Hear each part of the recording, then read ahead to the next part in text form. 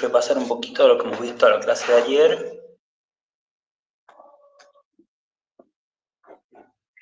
Hoy estaríamos empezando ya con la unidad número 6. No sé si alguno tiene alguna duda con lo que hemos visto hasta ahora.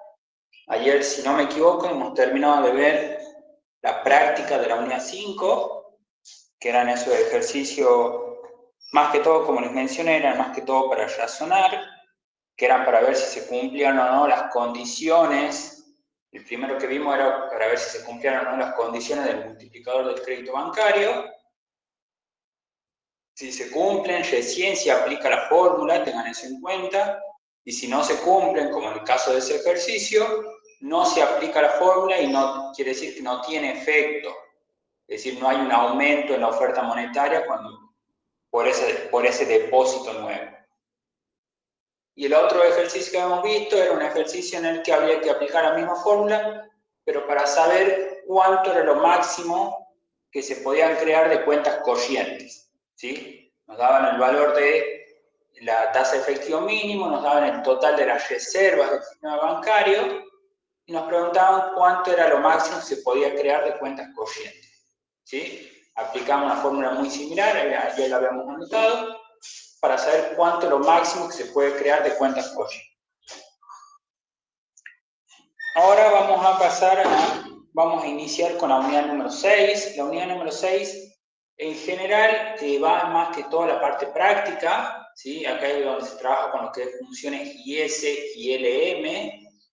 Ya vamos a trabajar nosotros acá en la parte teórica, vamos a explicar un poco qué son las funciones IS, qué es la función LM, cuáles son las condiciones de equilibrio, cuáles son los componentes que tienen esas funciones y qué pasa cuando se modifican esos componentes, cómo le afectan a la función. ¿Sí? Esa es la base que nosotros vamos a tener, trabajar con eso. ¿Sí? Cómo modifican a la función cada uno de sus componentes.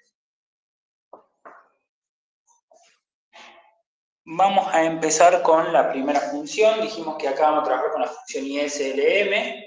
Vamos a empezar con la función IS, explicando qué es. Cuando hablamos de la función IS, nos estamos refiriendo al sector real de la economía, es decir, nos estamos refiriendo a una función de equilibrio del sector real de la economía. ¿Qué era el sector real? El mercado de bienes y servicios, ¿sí? Era cuando hablábamos, como en la unidad número 2, que hablamos de oferta global igual a demanda global. ¿Sí? Acá esto sigue siendo lo mismo, solamente que ahora se la menciona con otro nombre, que se llama función IS, porque ahora la función ya no va a ser un valor fijo, como veíamos en la unidad 2, que nosotros calculamos un ingreso de equilibrio. Aplicamos una fórmula y encontramos un ingreso de equilibrio. Acá no. Acá vamos a tener una función, que cada punto sobre la función es un punto de equilibrio del sector real. ¿Sí? Acá la función IS tiene esta forma, ¿sí? Donde en el eje horizontal va el ingreso, en el eje vertical va la tasa de interés, y cada punto sobre la función IS representa una combinación de tasa de interés y de ingreso en el cual el sector real está en equilibrio. ¿Sí? Cada puntito sobre esta función indica que la oferta global es igual a la demanda global. Entonces, eso es lo que nosotros vamos a trabajar. ¿Cuál es la condición de equilibrio de esta función? Y cuáles son los componentes que tiene y esos componentes cómo la terminan modificando. Entonces, empecemos. La IS dijimos que es el equilibrio, es una función de equilibrio del sector real. Es decir, el equilibrio básico es que la oferta global sea igual a la demanda global. Para nosotros, en esta unidad seguimos trabajando con comercio interno, es decir, no vamos a trabajar con comercio exterior todavía. Es decir, la oferta global va a estar compuesta por el ingreso y la demanda global va a estar compuesta por el consumo más la inversión más el gasto. ¿Sí? No va a haber sector externo, no hay exportaciones ni importaciones. Entonces, no, estas son las condiciones de equilibrio que nosotros trabajamos normalmente. Ahora, recordemos que también existe otra condición de equilibrio que era la que nos indicaba las filtraciones iguales a las inyecciones. Esa es la que nosotros nos vamos a concentrar en esta unidad. Es decir, nosotros, además de estas dos condiciones, nos vamos a centrar en esta. Ahorro más impuesto igual a inversión más gasto. ¿Sí? Esta es la condición de equilibrio que vamos a trabajar nosotros en esta unidad. ¿Sí? Nosotros vamos a enfocarnos en esta condición. Donde el lado izquierdo representa las filtraciones. Supongo que ya lo hemos hablado en su momento, estas son las filtraciones. Y el lado derecho son las inyecciones de la economía. Estas cuentas lo que hacen es filtrar el ingreso de la economía. ¿Qué significa? Que en vez de mantenerlo en el sector, en el mercado de bienes y servicios, lo filtran a otro sector. Por ejemplo, el sector del ahorro, lo que hace es, ¿qué pasa con el ahorro? El ahorro es colocar el dinero en el sector financiero, es decir, estoy sacando dinero del mercado de bienes y servicios y destino al sector financiero. Y los impuestos los filtran hacia el sector gobierno. ¿Sí? ¿Quién recauda los impuestos? El gobierno. Es decir, es dinero que en vez de estar en el mercado de bienes y servicios, se filtra al sector gobierno. Y con estas filtraciones, es decir, con esta salida de dinero que tiene el mercado de bienes y servicios, tiene que volver a ingresar de nuevo de alguna manera. Y lo hace a través de las cuentas de inyección, que son la inversión y el gasto. ¿Sí? Si nosotros recordamos de dónde provenían los fondos de la inversión, según lo que nosotros hemos visto, de los fondos de inversión, ¿sí? Es decir, del sector financiero. Las empresas solicitaban ayuda o financiamiento al sector financiero para poder realizar la inversión. Es decir, esta filtración del ahorro vuelve de manera de inversión por parte de las empresas. Y lo mismo con los impuestos. ¿Quién recauda los impuestos? El Estado. Entonces, lo que se recauda del Estado lo devuelve de alguna manera a través del gasto público. No necesariamente el ahorro y la inversión deben ser iguales, ni el impuesto con el gasto deben ser iguales. Pueden tener valores diferentes, pero su suma, el total de filtraciones, debe ser igual al total de inyecciones. ¿Sí? No necesariamente, como les mencioné, tienen que ser iguales, es decir, no tiene que haber necesariamente un equilibrio fiscal o un equilibrio en el sector privado, pero su suma debe mantenerse en equilibrio. Entonces, de acá, de estas dos fórmulas, de estas dos condiciones de equilibrio, podemos notar cuáles son los componentes que tiene la función IS. Estamos viendo aquí que los componentes son el ahorro, los impuestos, la inversión, el gasto y el consumo también. ¿Sí? Acá en esta fórmula no aparece, no figura el consumo, pero recordamos que el consumo también es una cuenta del sector real y es una cuenta de inyección. Ahora lo que vamos a ver es cómo afecta cada una de estas funciones a cada uno de estos componentes a la función IS. Vamos a empezar con las cuentas de inyección, que son las más sencillas de analizar. Las cuentas de inyección dijimos que son el consumo, que tiene, voy a escribir la fórmula genérica que tienen también para que lo vayan recordando. El consumo, su forma es ahorro, consumo autónomo, o A, más la propensión marginal a consumir, por el ingreso disponible. La inversión, acá nosotros antes trabajamos con una inversión fija. Ahora la inversión no va a ser fija, la inversión ahora va a depender de la tasa de interés. Porque nosotros ya vimos en las unidades anteriores, si no me equivoco en la unidad número 3, que la inversión depende de forma inversa a la tasa de interés. ¿Qué significa eso? Que cuando la tasa de interés aumentaba, la inversión física disminuía. Y viceversa, cuando la tasa de interés disminuye, la inversión física aumenta. Entonces la inversión va a tener también una fórmula que va a ser una parte constante, menos, acá yo no sé si utilizarán alguna letra en particular, yo voy a poner la letra D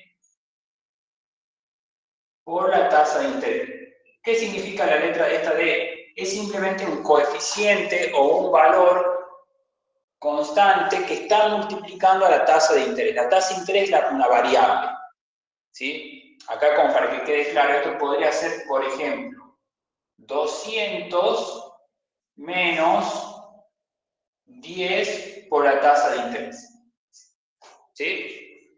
Es decir, tenemos una parte fija de la inversión, un coeficiente o un valor y restando a un coeficiente o a un valor que está multiplicando la tasa de interés. Esto puede ser un valor entero o podría ser también un valor decimal, ¿sí? De acuerdo al tipo de función como esté expresado. Pero a eso me refiero, es simplemente un valor que está multiplicando a la tasa de interés. Eso era como para que quede un poco claro, para escribirlo de manera un poco genérica, es simplemente va a ser una función lineal con pendiente negativa, si lo quieres ver de esa manera. La inversión es una función lineal con pendiente negativa con respecto a la variable tasa de interés. Y el gasto sí va a seguir siendo, como nosotros ya lo veníamos trabajando, el gasto va a seguir siendo fijo, ¿sí? El gasto sigue sin depender de ninguna variable, el gasto es manejado por el sector gobierno, que por lo tanto él va a decidir entre aumentar o disminuir de acuerdo a la situación de mercado y cómo él dispone. Ahora, entonces, estas son las primeras tres variables que, como dijimos, son cuentas de inyección. ¿Qué significa que sean cuentas de inyección? Que afectan a la función IS de manera directa. Si estas cuentas aumentan, la función IS también va a aumentar. ¿Qué significa que aumente? Que se va a desplazar hacia la derecha o hacia arriba. Es decir, si alguna de estas cuentas aumenta, tiene un incremento, la función IS va a hacer este paso, va a hacer esto. Se va a desplazar hacia la derecha o hacia arriba, ¿sí? Lo pueden ver como un desplazamiento hacia la derecha o un desplazamiento hacia arriba. Yo normalmente prefiero que lo mencionen a los incrementos o disminuciones de las funciones como desplazamiento de izquierda o hacia la derecha, ¿sí? Desplazamiento de izquierda a derecha, no tanto de hacia arriba o hacia abajo, porque si no después se confunden. Porque normalmente están acostumbrados que cuando hay aumentos, la función crezca, como es en este caso. Pero ya vamos a ver después en la función LM, un incremento en la función LM, gráficamente es como que se desplazara hacia abajo. Y entonces a veces se confunden en ese sentido. Si les ponen las dos gráficas van a pensar que la que está por arriba es mayor. Y en realidad la que está por arriba estaría desplazada hacia la izquierda, sería una función menor con respecto a la otra. Por eso acá siempre de izquierda a derecha no van a tener problemas. Si esta es la gráfica y yo me estoy corriendo hacia la derecha, siempre va a ser un aumento. Y si me estoy corriendo hacia la izquierda, siempre va a ser una disminución. Entonces, estas tres cuentas afectan a la función IS de manera directa. Si hay un aumento en el consumo autónomo, en la inversión fija o en el gasto público, si hay un aumento en alguno de ellos, entonces la IS también va a aumentar. Es decir, va a haber un desplazamiento hacia la derecha.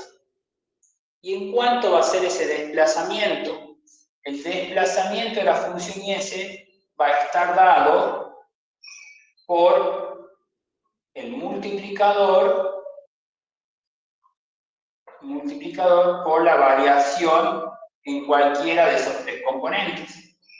En A, en la inversión, en la parte fija de la inversión, o en el gasto. Es decir, si hay un aumento en alguna de estas cuentas, la IS va a desplazarse hacia la derecha en el valor de este incremento por el multiplicador. Por poner un ejemplo, si alguna de estas cuentas aumenta en 100 y el multiplicador es 2, quiere decir que la IS se va a desplazar hacia la derecha en 200 unidades. ¿Sí? Esto es lo que tienen que saber para poder graficar más adelante. Entonces la IS se va a desplazar hacia la derecha o hacia la izquierda, porque esto también funciona en sentido inverso. Es decir, si hay disminuciones se hace exactamente el mismo procedimiento. Y hacia aumento o disminuciones, la IS se va a desplazar en el valor de esa variación por el multiplicador. Y ahí la IS se desplaza en esa cantidad. Es decir, por ejemplo, de aquí hasta aquí, según esto, serían un desplazamiento de 200. ¿Sí? Cada punto que yo tenía antes de la función IS se movió en 200 unidades hacia la derecha. Eso es cómo afecta cada uno de estos elementos a la función IS. Si acá estamos viendo que hablamos de los valores constantes, los valores fijos. ¿Sí? ¿Qué pasa si se modifica alguno de estos elementos? Normalmente, en la práctica, normalmente no los mencionamos, no trabajamos con variación en los coeficientes. Pero lo que normalmente, ¿por qué? Porque lo que ocurriría si se modifican estos elementos, lo que estarían haciendo es cambiar la pendiente de la función. ¿Por qué? Sobre todo en este caso. Porque recordemos que el multiplicador depende de la propensión marginal a consumir. Recordemos que el multiplicador era 1 sobre 1 menos b, 1 menos t. Esto en caso de tener impuesto proporcional. Si no, era directamente 1 sobre 1 menos b. Pero estamos viendo que este multiplicador depende de la propensión marginal a consumir. Entonces, si eso se modifica, lo que estamos haciendo es cambiar la pendiente de la función. Lo que estoy modificando es esto. En vez de que haga un desplazamiento, va a haber una rotación de la gráfica. ¿Sí? Por eso normalmente estas dos no las modificamos. Lo que se modifican son los componentes fijos. Porque esos componentes fijos lo que van a hacer es hacer que se desplace la función de forma paralela.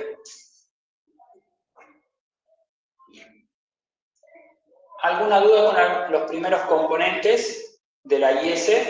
Los componentes de inyección de la función IS. Así ya paso a explicar los componentes de filtración.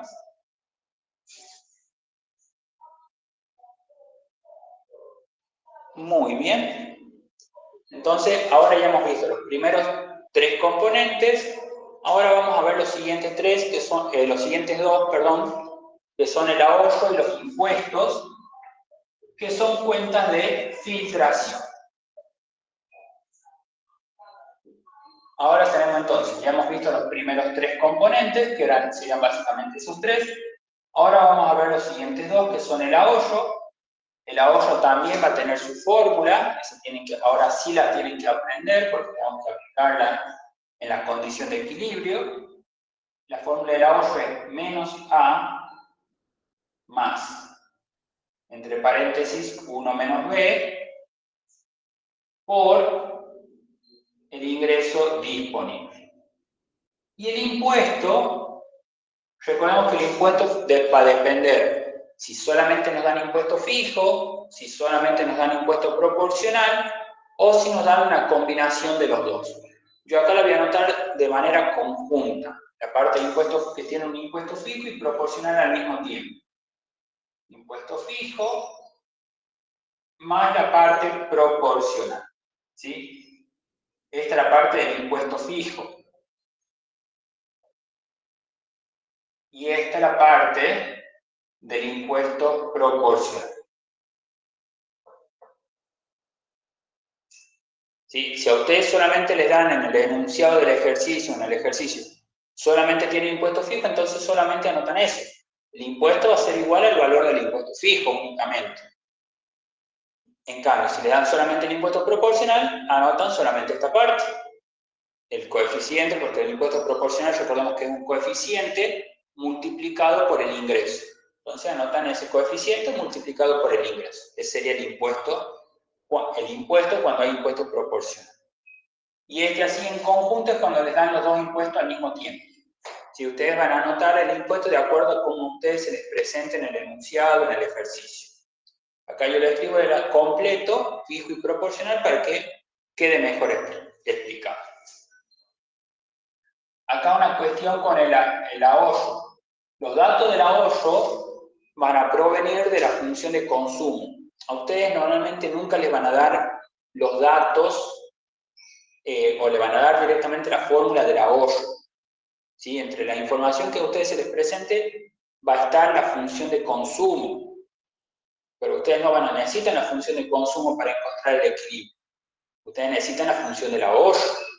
Entonces, a través de la función de consumo, ustedes van a obtener los datos para calcular el ahorro. ¿Sí? Eso lo hemos visto ya cómo se hace cuando trabajamos en la unidad número 2.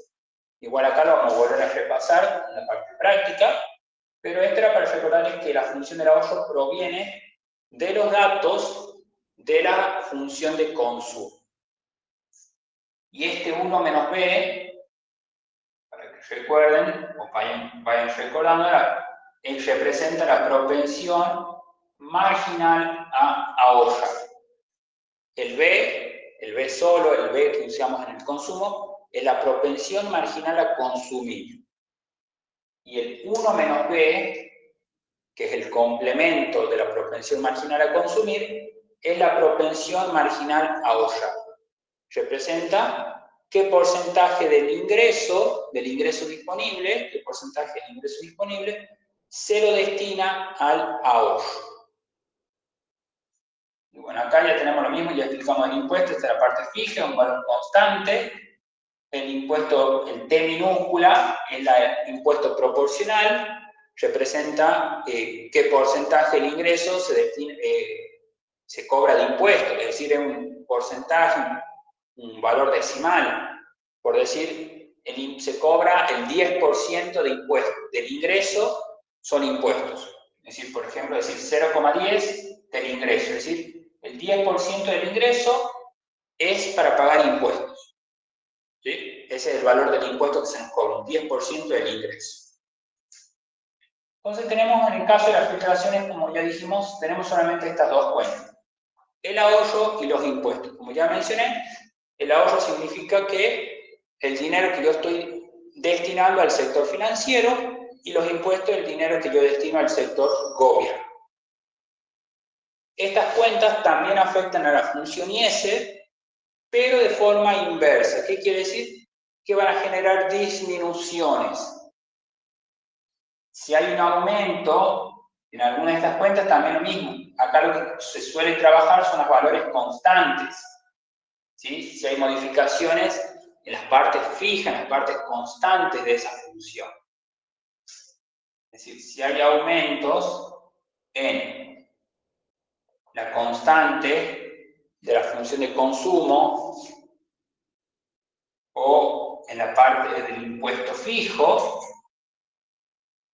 entonces la IS va a disminuir. O lo que es lo mismo gráficamente sería que la función IS se va a desplazar hacia la izquierda.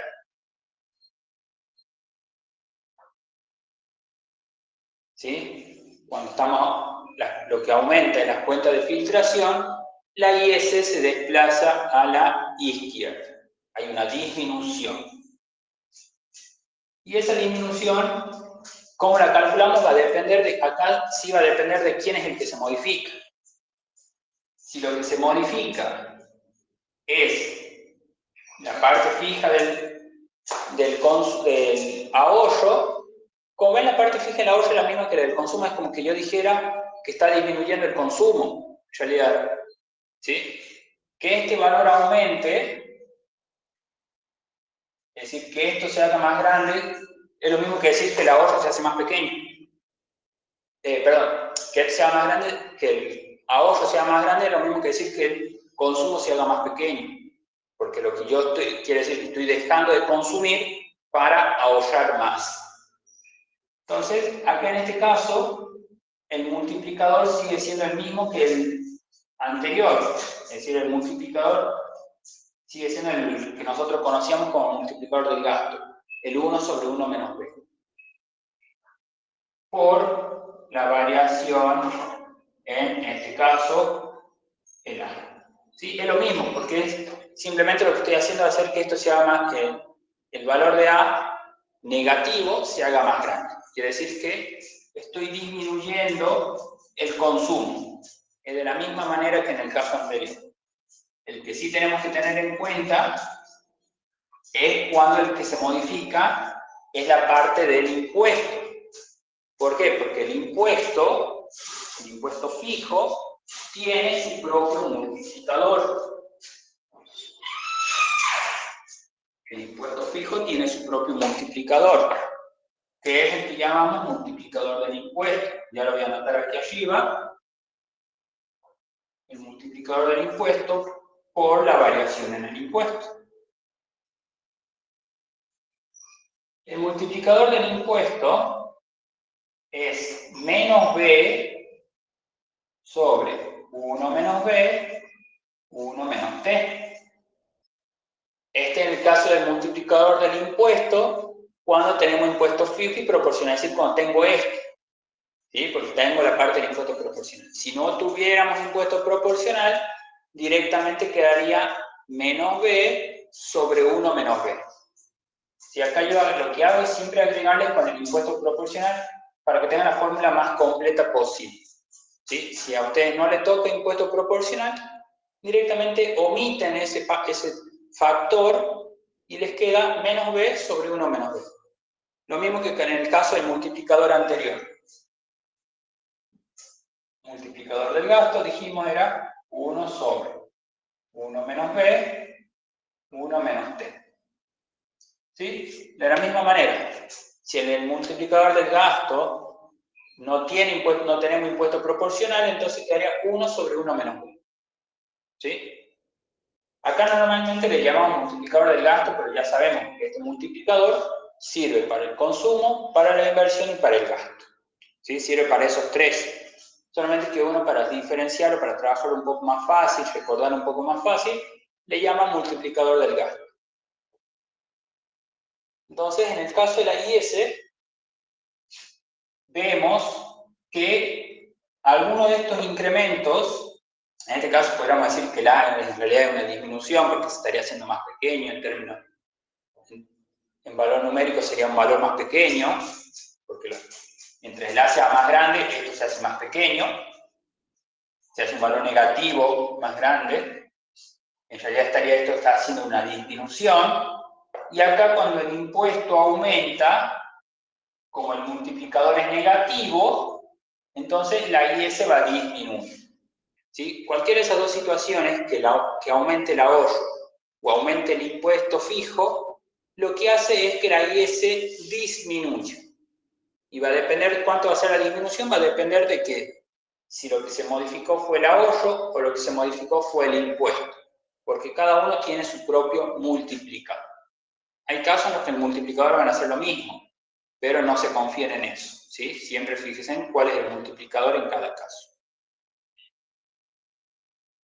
¿Alguna duda con la parte de la IS, con los componentes que tiene la función IS y cómo afectaron cada uno de esos componentes a la gráfica?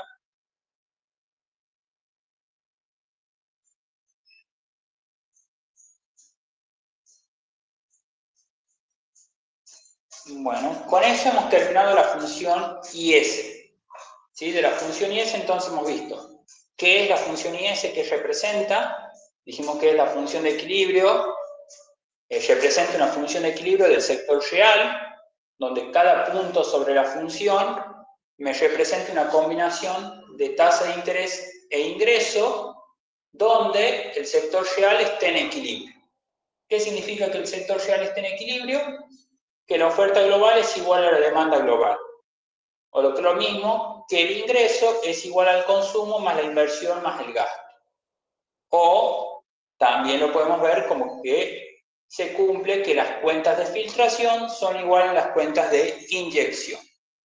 ¿Sí? Estas tres representan las condiciones de equilibrio de la función IS. ¿Sí? Si una de estas está en equilibrio, las demás también deberían estar. Y luego que hemos visto cómo cada uno de esos componentes que tiene la función IS, cómo cada uno de esos componentes la terminan afectando, es decir, cómo la afectan gráficamente a la función, cuáles hacen que se desplace a la derecha y qué ocurre para que la función se desplace hacia la izquierda. Eso es con respecto a la función IS. ¿Sí? Eso es lo que tienen que ustedes saber. ¿Qué es? ¿Cuál es la condición de equilibrio? ¿Cuáles son los componentes? Y cómo esos componentes afectan a la función. Es decir, si la desplazan a la derecha o a la izquierda. Eso es lo que tienen que saber únicamente en lo que es la parte teórica. Ahora vamos a pasar a la siguiente función, que es la función LM.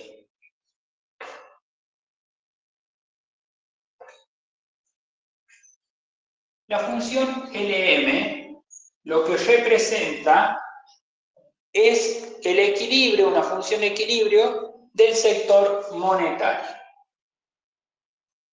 La función LM representa una función de equilibrio del sector monetario. En este caso, gráficamente la función LM va a tener esta forma. En el eje cartesiano el ingreso va en el eje horizontal, la tasa de interés en el eje vertical, y luego la función LM es una función creciente, una función lineal creciente, donde cada punto sobre esta función va a representar distintas combinaciones de tasa de interés e ingreso para los cuales el sector monetario está en equilibrio. Sí, es muy parecido al caso anterior, pero ahora en vez de hablar del sector real, hablamos del sector monetario. ¿Cuál es la condición de equilibrio del sector monetario? Oferta monetaria igual a demanda monetaria. ¿Sí? Como toda economía, el equilibrio es oferta igual a la demanda. En este caso, la oferta monetaria igual a la demanda monetaria. La oferta monetaria, recordemos que nosotros la designamos con la letra M. ¿Sí? A veces me van a ver que escribo OM para no poner la M sola para no confundir, porque después recordemos que también tenemos que la M representaba las importaciones. ¿Sí? Entonces, cuando empecemos a trabajar en su momento con importaciones, me van a ver que utilizo OM en vez de poner la M sola, para no confundir con la simbología. ¿Sí? Porque la bibliografía que nosotros usamos, en ambos utiliza la misma letra para ambos casos. Entonces, para evitar esa confusión, esto lo aclaro desde ahora nada más, normalmente OM sigue siendo oferta monetaria.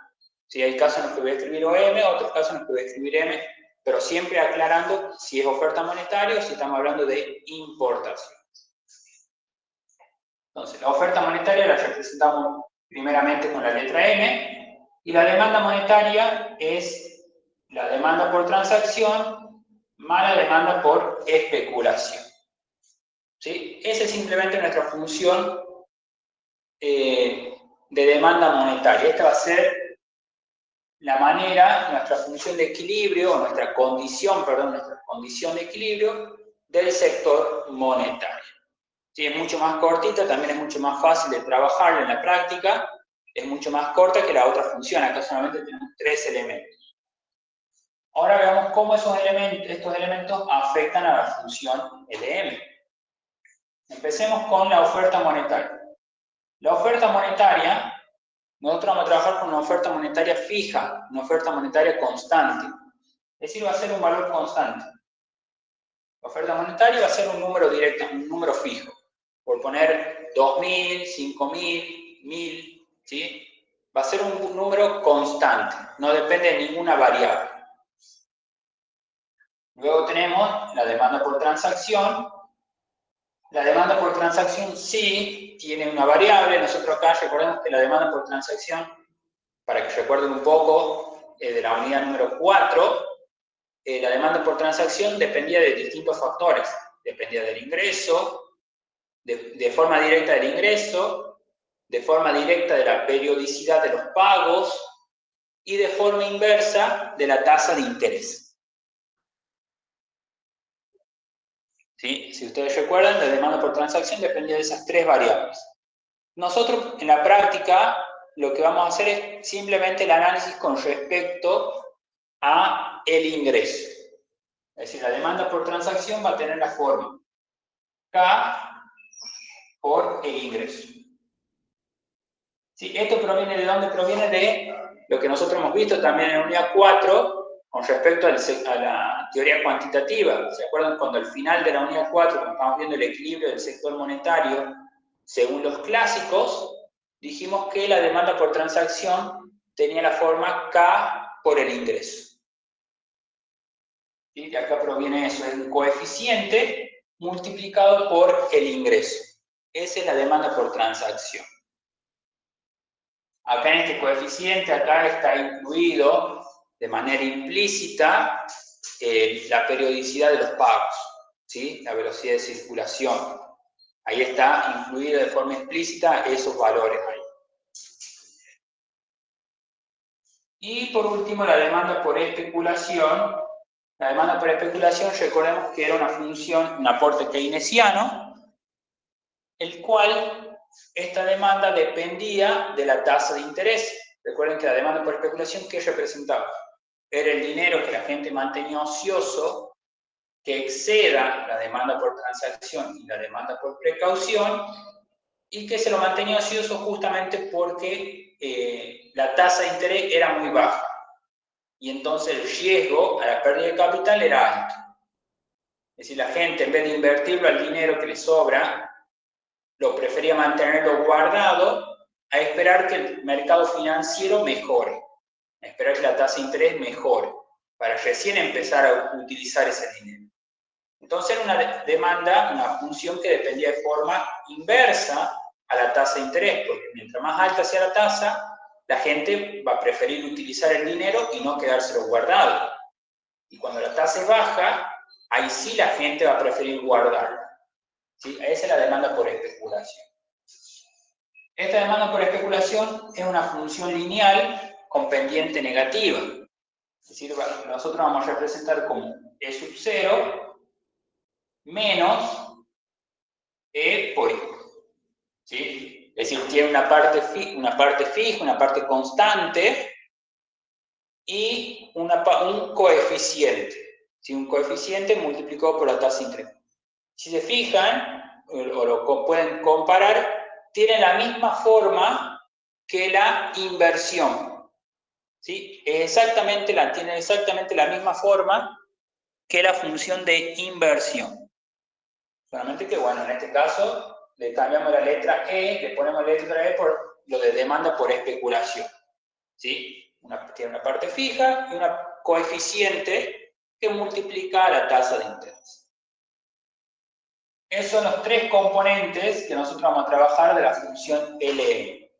Ahora, ¿cómo cada uno de esos componentes la afecta? Vamos a ver cada uno por separado. Si se modifica la oferta monetaria, si hay un aumento en la oferta monetaria, es decir, que acá recordemos un poquito también lo que hemos visto en las unidades anteriores. ¿Qué pasa? ¿Qué tiene que ocurrir para que aumente la oferta monetaria? La oferta monetaria puede modificarse o aumentar de acuerdo a las políticas monetarias. ¿Sí? Si el Estado o el banco aplica alguna de las políticas monetarias expansivas, eso generaría un aumento en la oferta monetaria. ¿Cuáles eran esas herramientas? Recordemos la tasa de efectivo mínimo, la tasa de redescuento y las operaciones de mercado abierto. Si eso recuérdenlo, vayan repasando porque esos son importantes, que es lo que modifica la oferta monetaria. Entonces, un aumento en la oferta monetaria significa que el Estado aplicó una política monetaria expansiva. Y eso va a generar que la LM se desplace hacia la derecha. Un aumento en la oferta monetaria genera un aumento en la LM, es decir, la afecta de forma directa. La oferta monetaria afecta a la LM de forma directa. Si la oferta monetaria aumenta, la LM también. Si la oferta monetaria disminuye, la LM también va a disminuir. ¿Y en cuánto se va a modificar o cuánto va a ser el desplazamiento de la función? El desplazamiento de la LM va a ser dado por 1 sobre K por la variación en M. Es decir, es la inversa del coeficiente que tiene la demanda por transacción. Sí, acá también hay un poco problema, a veces confusión con las letras que se le designan, ¿sí? Porque nosotros estamos acostumbrados a que el K, el valor de K sea el multiplicador, pero también utilizamos por notación, que es la que nosotros seguimos, el K también es el que se designa como coeficiente de la demanda por transacción. Entonces, ahí tengan también cuidado, acá en este caso, este K representa el coeficiente de la demanda por transacción. Por poner un ejemplo, esto podría ser 0,25 por I. Es un coeficiente. Entonces, la inversa de ese coeficiente, la inversa de K, es el multiplicador del sector monetario. La inversa del K es el multiplicador del sector monetario. Y a ese multiplicador le multiplicamos, para la redundancia, con la variación de la oferta monetaria. ¿Sí? Si la oferta monetaria se modifica, la LM se va a desplazar con respecto al multiplicador. Es decir, esto puede desplazarse hacia la derecha o hacia la izquierda. Recordemos, ven acá, se ve que cuando la LM se desplaza a la derecha, es decir, cuando hay un aumento en la LM, o en la oferta monetaria en la LM se desplaza a la derecha y hacia abajo. Por eso yo decía, no se confíen mucho en decir la LM se desplaza hacia arriba o hacia abajo, porque no necesariamente que se desplace hacia arriba quiere decir que está aumentando. Acá la LM aumenta hacia la derecha y hacia abajo. ¿Sí? Acá una vez se confunde que como se están moviendo hacia abajo piensan que es una disminución. En realidad está aumentando, pero por la manera, por la forma que tiene la gráfica, el aumento se ve como que la LM se desplazará hacia abajo. Por eso lo vuelvo a repetir, guíense más que todo por desplazamiento de izquierda a derecha, o de derecha a izquierda, de acuerdo a cómo sea el caso. Pero de esa manera así no se van a perder, decir hubo un aumento o hubo una disminución. Entonces, esa sería nuestra primera función, nuestro primer elemento, oferta monetaria, la afecta de forma directa. Aumenta la oferta monetaria, aumenta la LM, disminuye la oferta monetaria, disminuye la LM. Vamos por el siguiente componente. El siguiente componente debería ser el coeficiente K, es decir, la LT, la demanda por transacción. Acá va a haber una cuestión con el caso este. Nosotros en la práctica no lo modificamos. ¿Sí? Esto simplemente, en el caso que se les pregunte de forma teórica cómo afecta, cuáles son los componentes que modifican a la LM y que expliquemos cada uno de ellos. En el caso de la demanda por transacción, como solamente tiene este coeficiente multiplicado por el ingreso, ese coeficiente en la práctica no se modifica. Pero, ¿qué haría, qué efecto tiene un aumento o un cambio en este coeficiente? Un cambio en el coeficiente de la demanda por transacción no hace que la función LM se desplace, sino lo que va a hacer es que la LM va a tener una rotación, va a hacer una rotación. Es decir, si este coeficiente se hace más grande, la LM va a hacer un pequeño giro, no se va a desplazar de forma paralela como en el caso anterior, como en el caso de la oferta monetaria, sino que va a ser una rotación.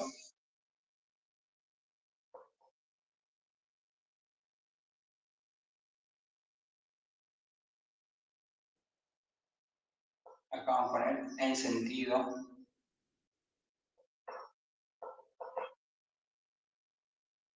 Cuando el coeficiente aumenta, la LM va a tener una rotación en sentido horario.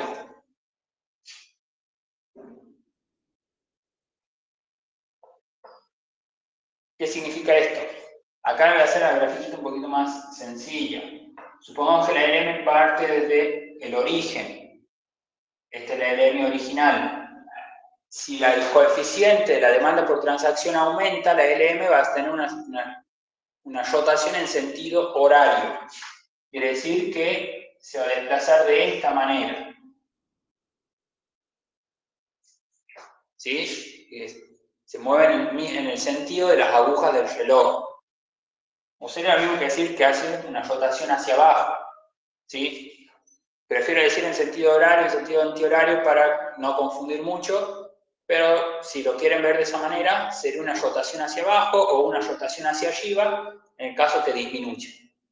¿Sí? Cuando esto aumenta, la LM va a rotar en sentido horario o va a rotar hacia abajo.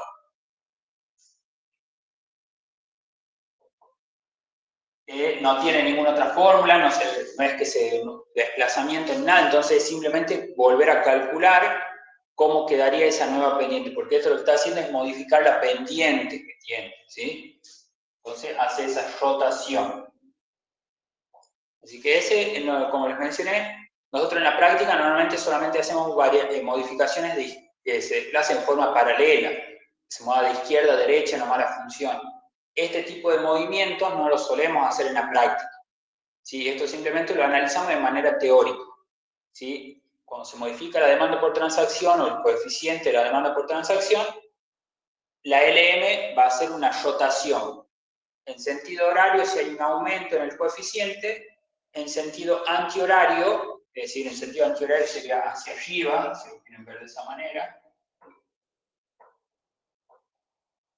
En sentido antihorario sería hacia arriba, cuando el coeficiente disminuye.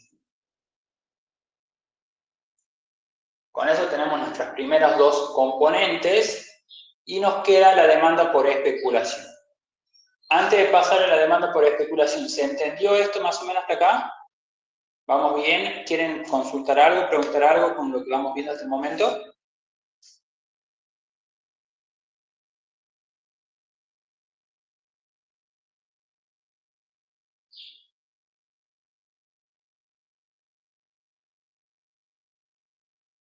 Vamos a pasar entonces a la última, que es la demanda por especulación.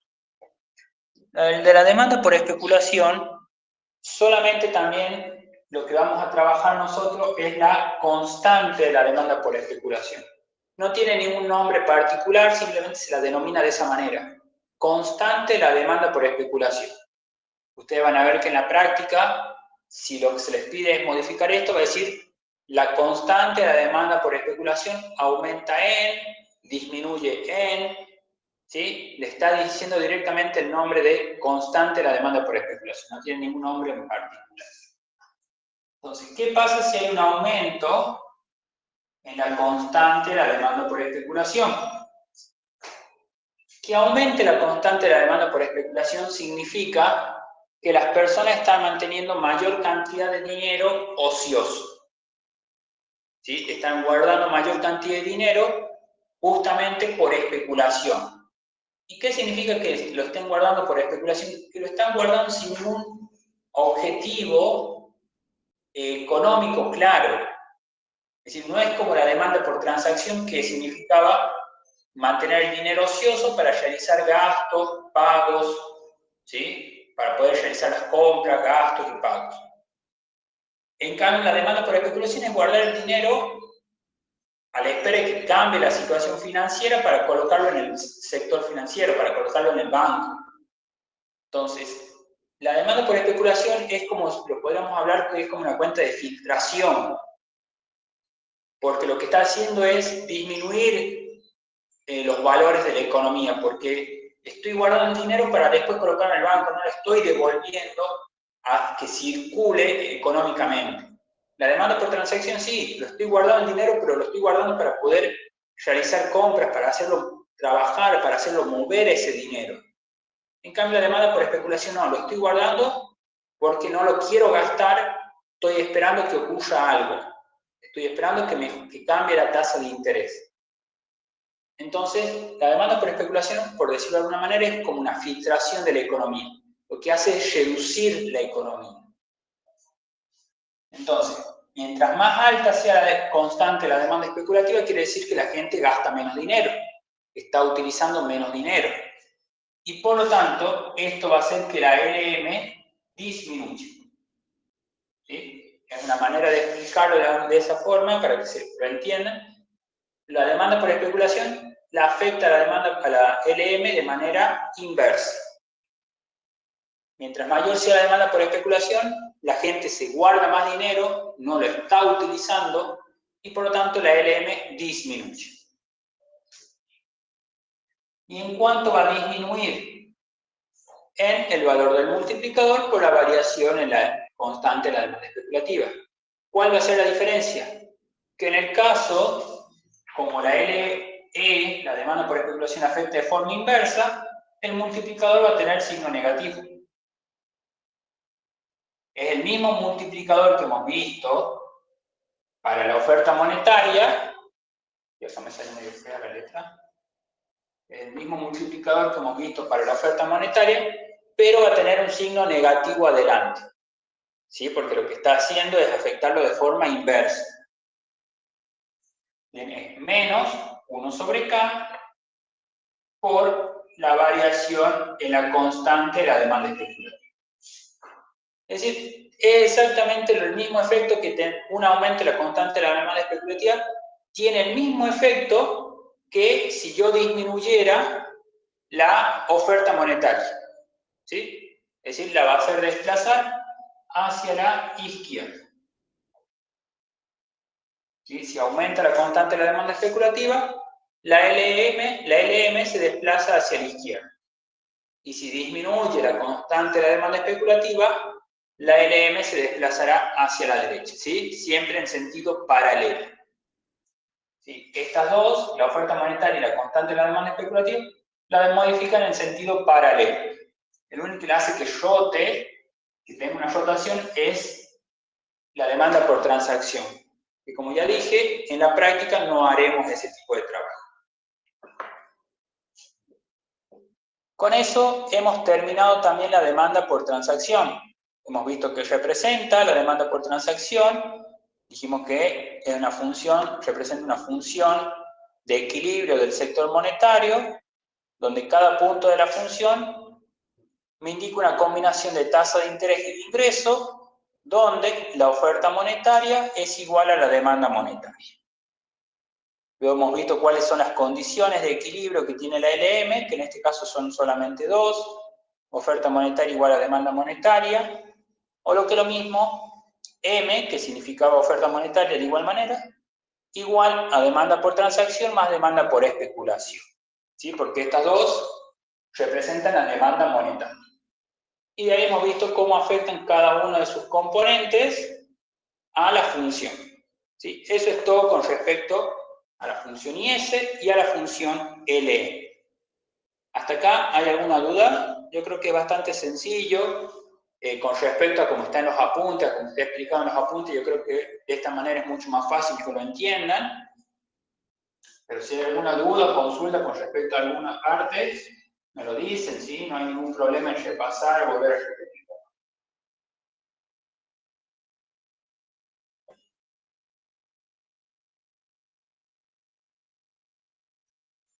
Ahora, antes de terminar con la última parte teórica, por decirlo así, de esta unidad, es qué ocurre. Nosotros acá hemos visto la función IS por un lado, la función LM por el otro, y ahora vamos a ver las dos funciones en conjunto.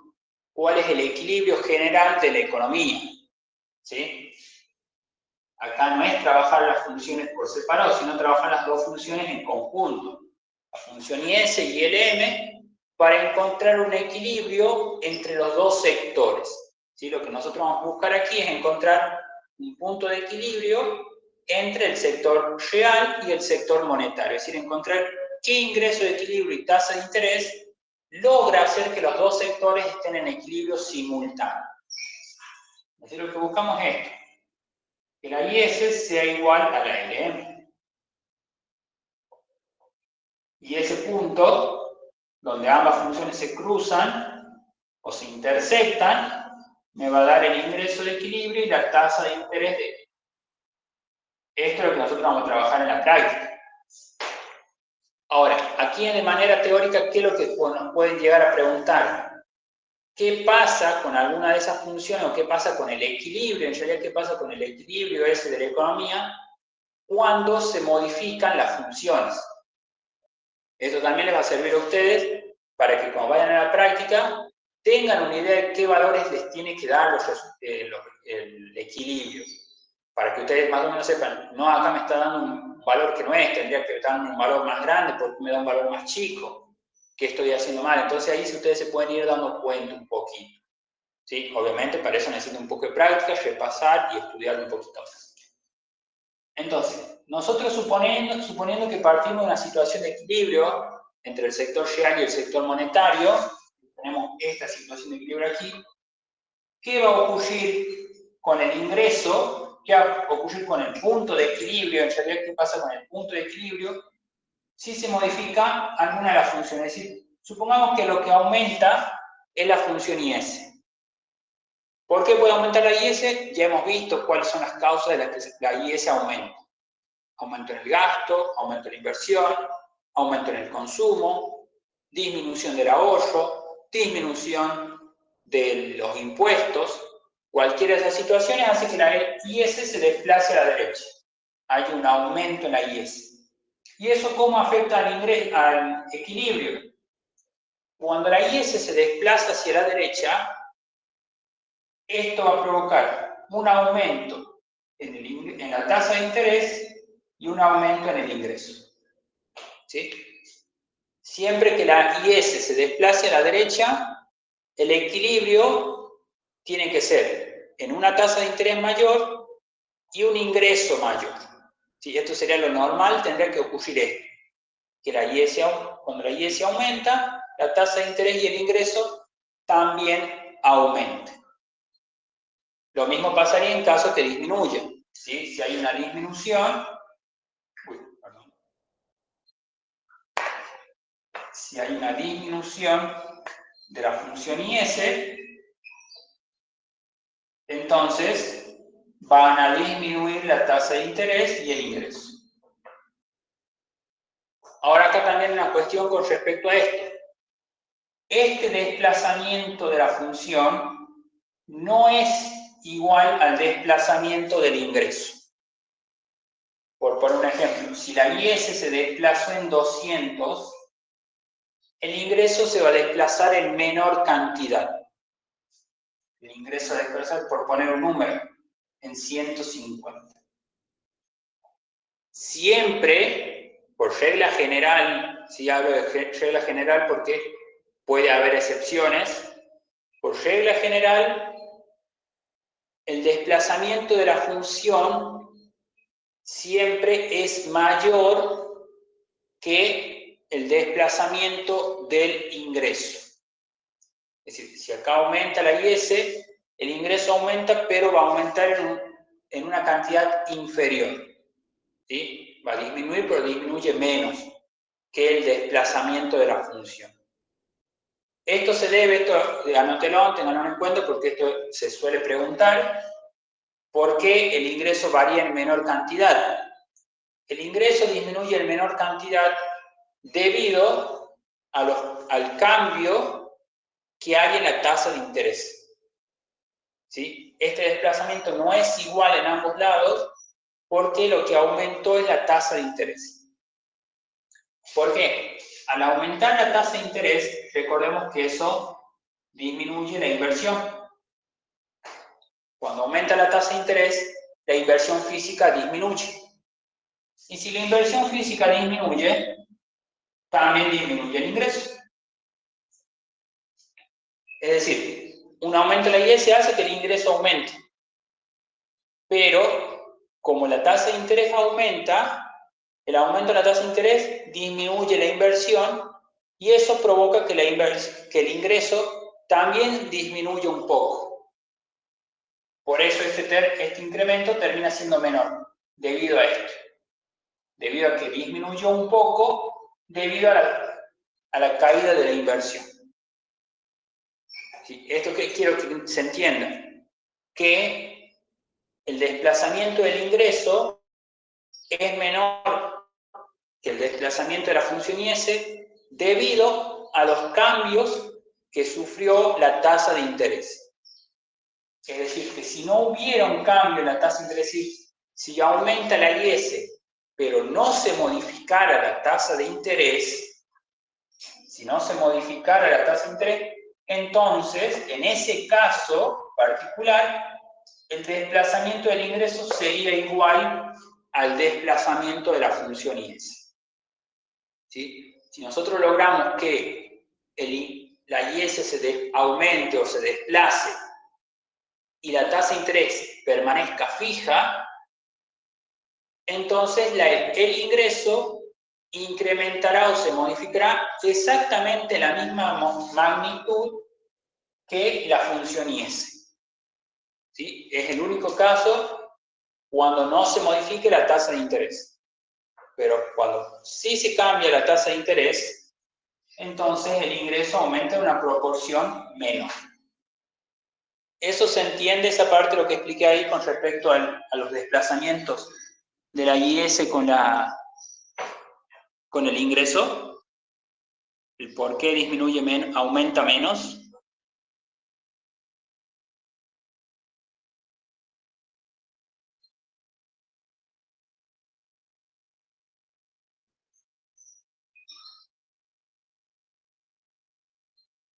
Esto es para ambos casos, ¿sí? Siempre el desplazamiento, ya sea para aumento o disminuciones, siempre el desplazamiento de la IS va a ser mayor que el desplazamiento del ingreso. Ahora veamos con el caso de la LM. En el caso de la LM, voy a borrar acá esta partecita. En el caso de la LM, también va a ocurrir algo similar. Si hay aumentos en la LM, es decir, ya hemos visto también qué provoca que la LM aumente. Si hay aumento en la LM, también se modifica la tasa de interés y el ingreso. Pero en este caso, la LM, un aumento en la LM genera una disminución en la tasa de interés y un aumento en el ingreso. Si acá tengan cuidado porque no tienen el mismo efecto uno con otro. La IS hace que el ingreso y la tasa de interés aumente. La LM hace que el ingreso aumente, pero la tasa de interés disminuye. ¿Sí? La tasa de interés se mueve en sentido contrario. Lo mismo pasa con las disminuciones de la LM. En este caso va a disminuir el ingreso, pero va a aumentar la tasa de interés. De igual manera que en el caso anterior, que en el de la IS, el desplazamiento de la función LM siempre va a ser mayor que la variación del ingreso. ¿Sí? El desplazamiento de la LM siempre va a ser mayor que la variación del ingreso. Lo mismo que hemos visto en el caso de la IS. Y justamente por la misma razón, por la tasa de interés. En el caso de la LM, la tasa de interés aquí modifica. La tasa de interés modifica la demanda por especulación. Si disminuye la tasa de interés, esto genera un aumento en la demanda por especulación.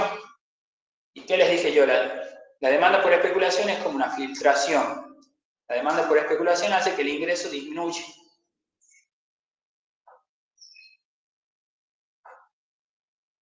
Entonces, cuando baja la tasa de interés, la demanda por especulación aumenta, la gente va a preferir guardar mayor cantidad de dinero ocioso por especulación, y eso hace que caiga el ingreso.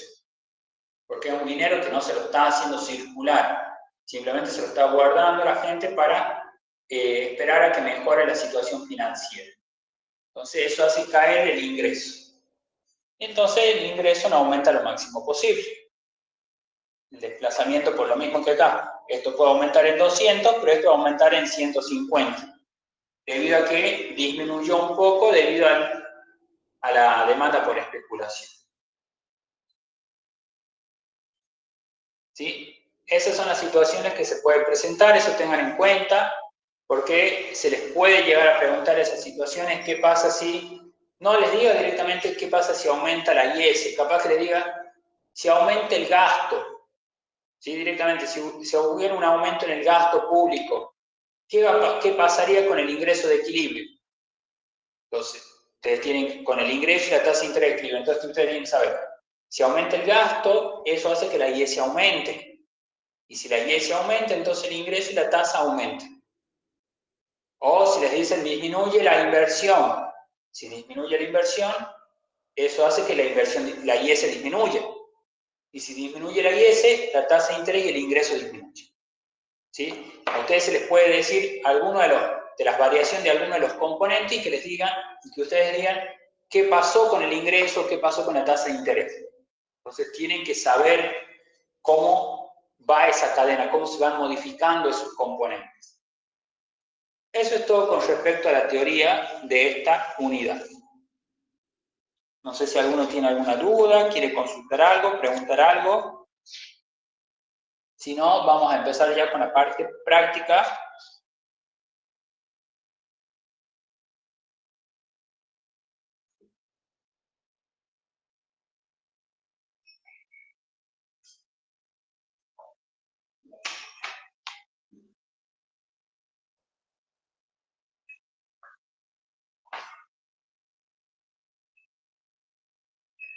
Bueno, supongo que no hay dudas. Vamos a empezar con el ejercicio práctico. De acá vamos a empezar con uno sencillo, uno que no tiene demasiados cálculos, que es un ejercicio de opción múltiple. Les voy a dictar el enunciado y luego lo vamos a intentar resolver. El enunciado dice lo siguiente. Si la función IS es 500 menos 50i, acá lo voy a ir escribiendo, IS igual a 500 menos 50 por la tasa de interés, y LM es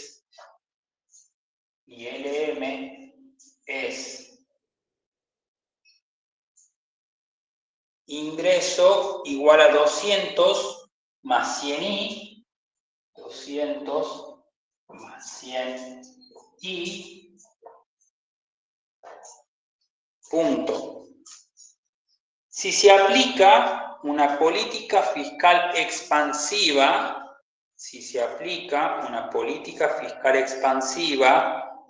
y la función IS nos da la nueva función IS, después de aplicada la política fiscal expansiva, se aplica una política fiscal expansiva y la función IS es 800 menos 50i, coma,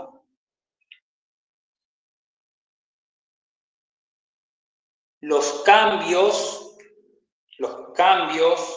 en la IS y en el ingreso de equilibrio, los cambios en la IS y en el ingreso de equilibrio son 2 puntos y de ahí nos dan las distintas opciones. En este caso, bueno, las voy a anotar a las 4 opciones. Nos dice, la opción A es variación de la IS igual a 300, variación del ingreso igual a 150, porque recuerden que le está preguntando los cambios en la IS y en el ingreso de equilibrio, es decir, tienen que ver que coincidan, tenemos que encontrar cuánto aumentó la IS y cuánto aumentó el ingreso. Esa es la opción A. La opción B dice, variación de la IS igual a 300, variación del ingreso igual a 200. Opción C, variación de la IS igual a 300, variación del ingreso igual a 300.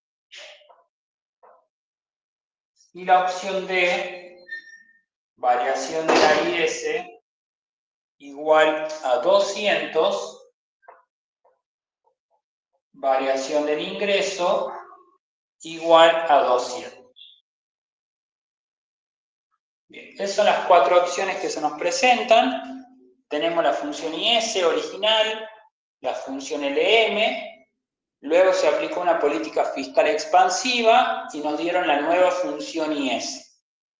Y lo que se nos pregunta es cuánto cambió la función IS y cuánto fue el cambio en el ingreso de equilibrio.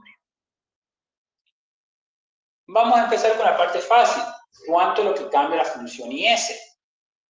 La variación en la IS se mide en la constante. ¿Sí? Se mide cuánto es lo que cambia la IS, eso lo vemos en la constante de la función IS. Entonces, de la IS original, que era 500 menos 50i, a la IS nueva, que es 300 menos 50i, podemos ver que hay una variación, un incremento de 300. ¿Sí? Entonces, la variación de la IS, el incremento que tuvo la IS, es de 300.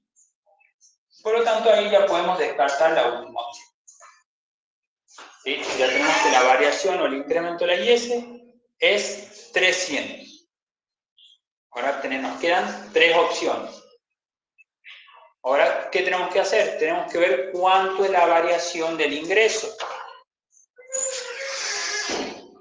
Para saber cuánto es la variación del ingreso, tengo que ver cuánto era el ingreso de equilibrio antes y cuánto es el ingreso de equilibrio después de la política expansiva.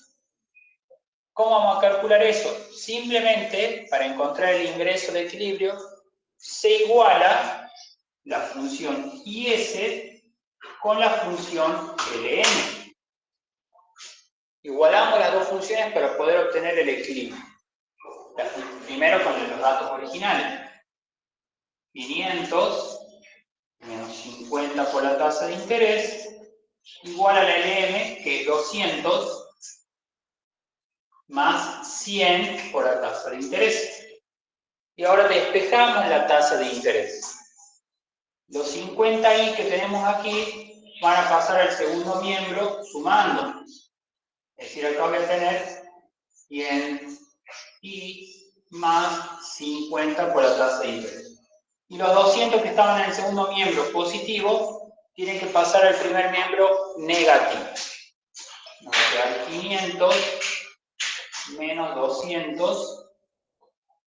Resolvemos, tenemos 300 igual a 150 por la tasa de interés.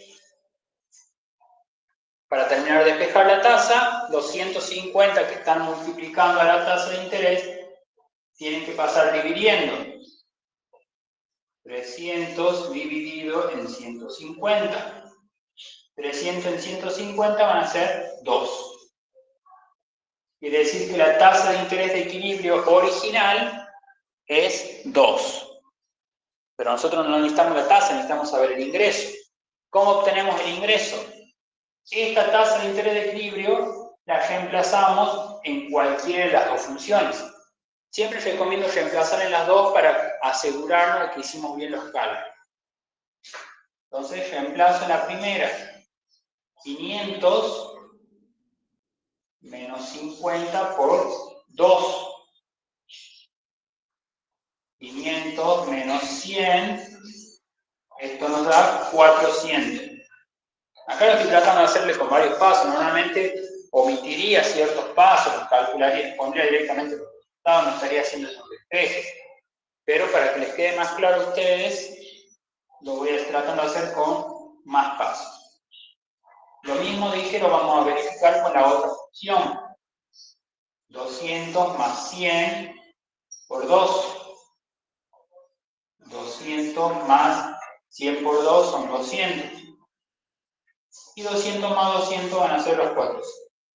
quiere decir que el ingreso de equilibrio es 400. Ingreso de equilibrio igual a 400. En este caso no nos interesa la tasa de interés, porque no tenemos que graficar. Podríamos incluso hacer la gráfica si quieren. Si ustedes quieren, después hacemos la gráfica de los dos. En este caso, bueno, acá voy a dejar anotado por las dudas.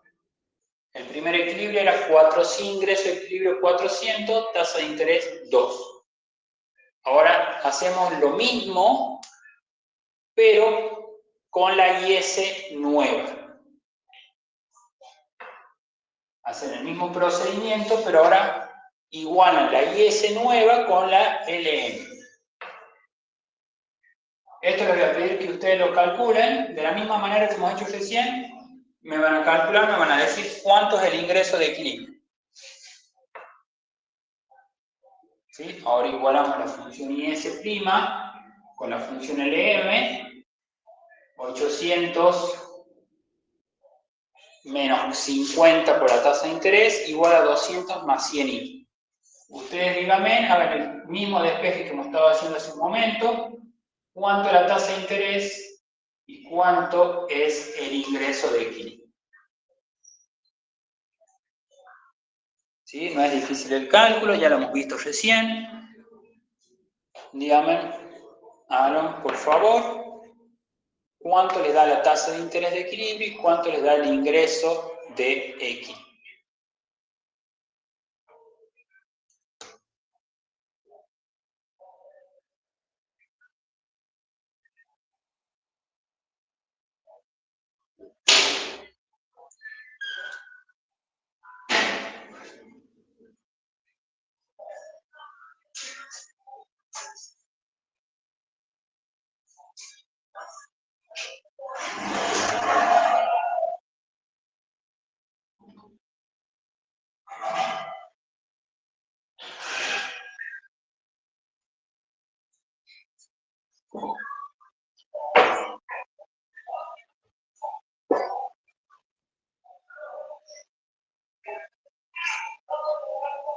Me avisan cuando tengan alguno de los dos resultados, por lo menos la tasa de interés.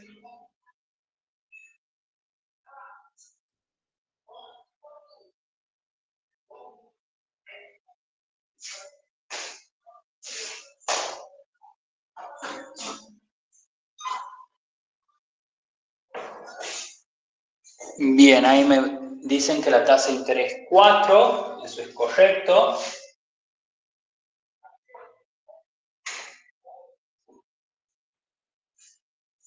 Y entonces el ingreso de equilibrio, ¿de cuánto va a ser? 600 el ingreso, muy bien.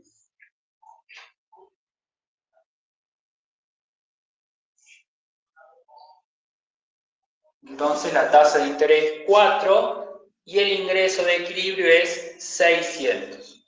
Ahora, con esos datos ya podemos ver cuánto es la variación del ingreso. Es decir, antes el ingreso era 400, ahora el ingreso es 600. ¿Cuánto fue el aumento? El aumento o la variación del ingreso es de 200. Quiere decir que la opción correcta es la opción B. Variación de la IS 300, variación del ingreso 200. ¿Sí? En este ejercicio no tenían que hacer mucho, no tenían que calcular la IS ni la LM, simplemente era calcular 2 veces el equilibrio, igualar 2 veces la función IS y la LM, primero con la original y luego con la nueva función IS. Con eso y de ahí ya comparaban los resultados. ¿Cuánto fue lo que cambió el ingreso? Ahora con estos mismos datos que tenemos aquí vamos a hacer la gráfica, ¿sí? Para que también les quede cómo se grafica con estos datos que tenemos, cómo se graficaría. Esto lo puedo borrar. Para la gráfica lo único que necesitan es conocer los coeficientes, los términos independientes, Es decir, lo que se muestra en la gráfica son los términos independientes y los puntos de equilibrio. ¿Sí? Eso es lo que se grafica. Los términos independientes de las funciones y los puntos de equilibrio. Entonces, eje cartesiano, ingreso en el eje horizontal, tasa de interés en el eje vertical y 0. Siempre que grafiquen, marquen los ejes.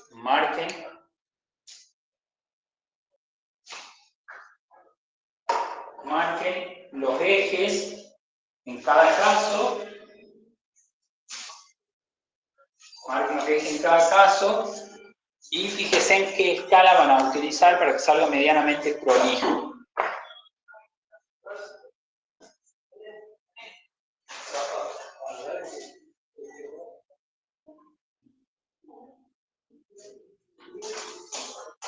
Entonces, ahora, una vez que tenemos el eje, lo que vamos a hacer es marcar los términos independientes como les mencioné. Primero voy a graficar las primeras dos, que serían el equilibrio original. Entonces marco. Los términos independientes son 200 y 500. Yo recuerden, en este caso yo no lo hago a escala, pero ustedes la tendrán de hacer prolijo, 200 y 500. Esos dos valores de término independiente lo marcan sobre el eje horizontal. Marcan los dos términos independientes sobre el eje horizontal. Luego marcan las coordenadas del equilibrio. Yo voy a poner las coordenadas del equilibrio aquí, es 2 y 400.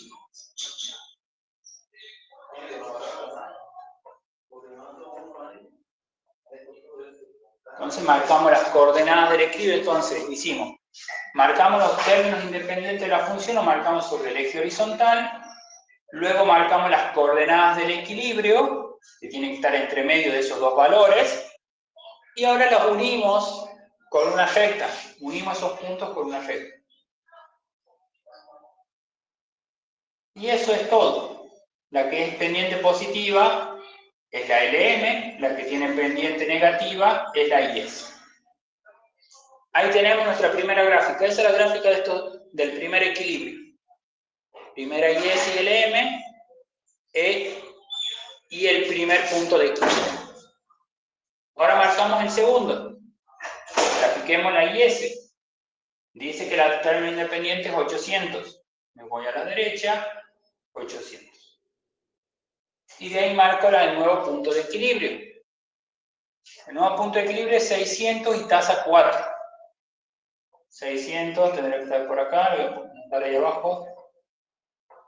Ese nuevo punto de equilibrio tiene que cortar sí o sí a la LM original, porque ese punto de equilibrio yo lo obtuve de igualar la IS nueva con la LM original. Entonces, sí o sí tiene que ser un punto sobre la función LM. Entonces marqué los 600 y la hago crecer hasta cortar a la LM original. A esa altura tendría que ser mi tasa de interés 4. Medianamente puede ser porque tienen casi el mismo tamaño. Si esto es 2, ahí el 4 medianamente está un poco prolijo. ¿Sí? Es entonces nuestro nuevo punto de equilibrio. Entonces ahora unimos la la IS con el punto de equilibrio. Acá obviamente no me salió, acá tendrían que ser las dos IS tendrían que ser paralelas, porque acá en realidad el 800 tendría que estar un poco más a la derecha. ¿Sí? Si esto estuviera un poco más a la derecha, como corresponde, coincidiría que es paralela. ¿Sí? La IS con la IS' tienen que ser paralelas porque se desplazó a la derecha en forma paralela. Si ustedes hicieron prolijo los valores y usaron bien las escalas, esto le va a quedar prolijo, le va a quedar fácil, le va a quedar más bonita la gráfica. Acá no salió tan mal, simplemente acá 1800 tendría que estar un poco más a la derecha y tendría la forma correspondiente. Entonces, con eso tenemos nuestra gráfica. Si acá este ejercicio no pedía gráfica, obviamente, era simplemente marcar cuál era la opción correcta, pero le hicimos la gráfica porque eran como igual eran valores fáciles, valores sencillos, para que sepan cómo graficar esto. Ahora sí vamos a ir a un ejercicio un poco más completo, un poco más complejo, en el cual van a tener que calcular la IS, van a tener que calcular la LM, y ahí se les va a pedir una par de variaciones.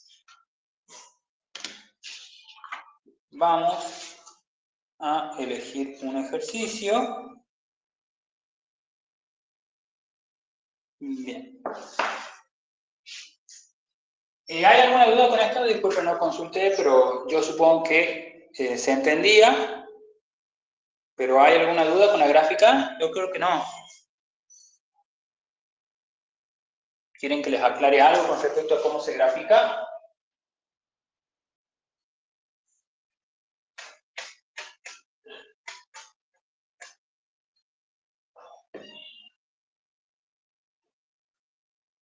Bueno, entonces pasamos al siguiente ejercicio. En este caso nos dice, con la siguiente información, y ahí nos va a dar todos los valores. Veamos. Bien. Con la siguiente información y nos da la función de consumo. La función de consumo que es 100 más 0,8 por el ingreso disponible.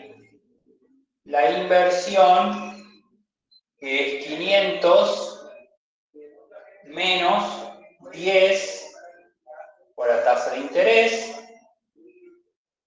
Gasto igual a 100.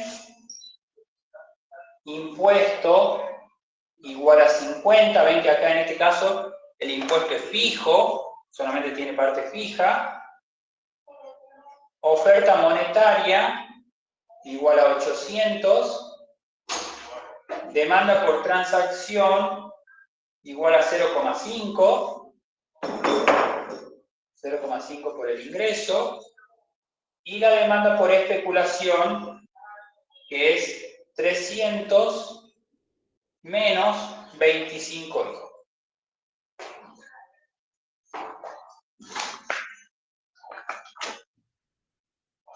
Entonces, con esos son los datos del ejercicio, nos dan esos datos y lo que nos piden es, primeramente dice calcular la función IS y LM.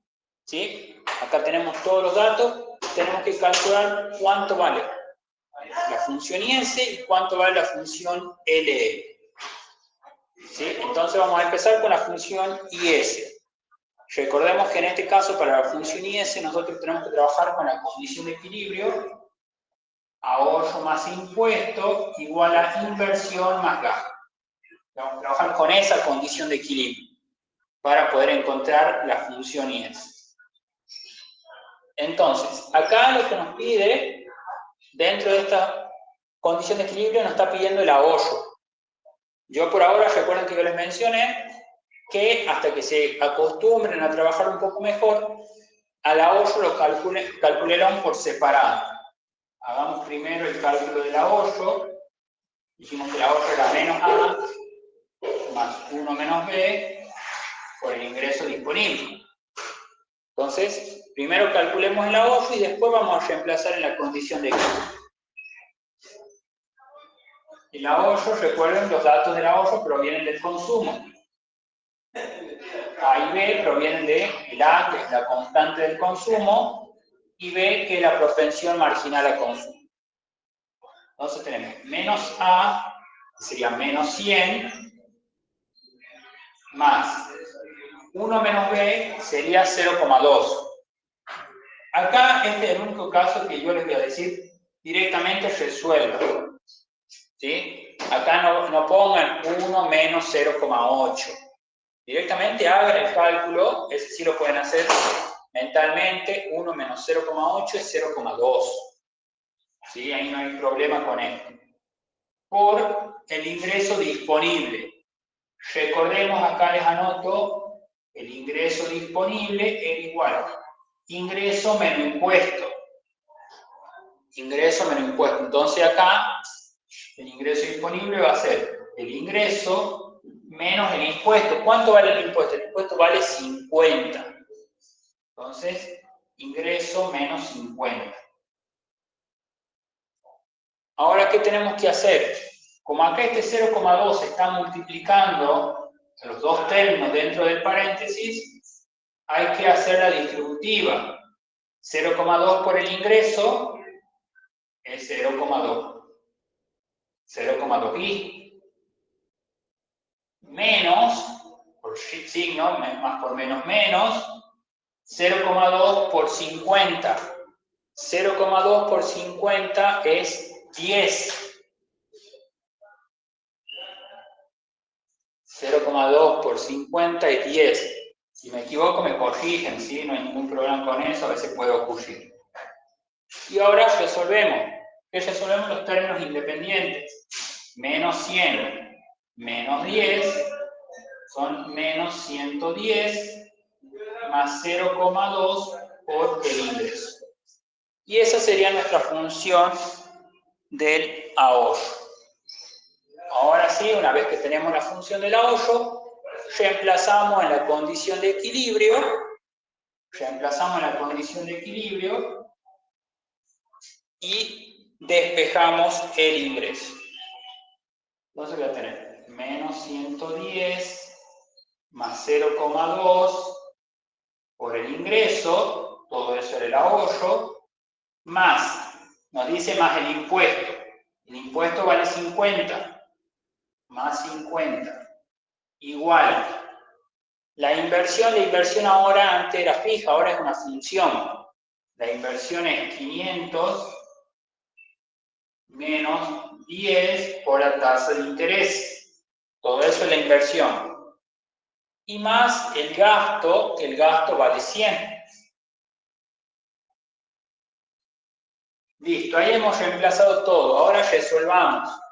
¿Qué se resuelve? Primero sumen los términos independientes de cada lado. Acá tenemos menos 110 más 50. Esto me va a dar menos 60. Más 0,2 por el ingreso. ¿Sí? Resolvemos primero los términos independientes. En el segundo miembro tenemos el 500 y el 100. Eso nos da 600. Menos 10 por la tasa de interés. Ahora sí, primero vamos a pasar el 60 que estaba restando, va a pasar sumando. 0,2 por el ingreso.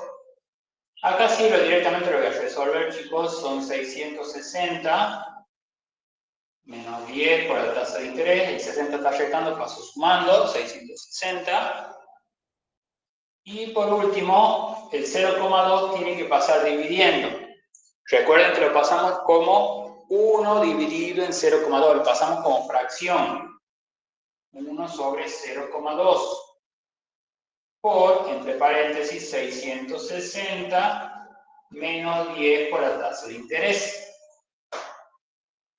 ¿Por qué lo pasamos así 1 sobre 0,2? Porque ese valor, esa fracción, es el multiplicador del sector real o el multiplicador del gasto.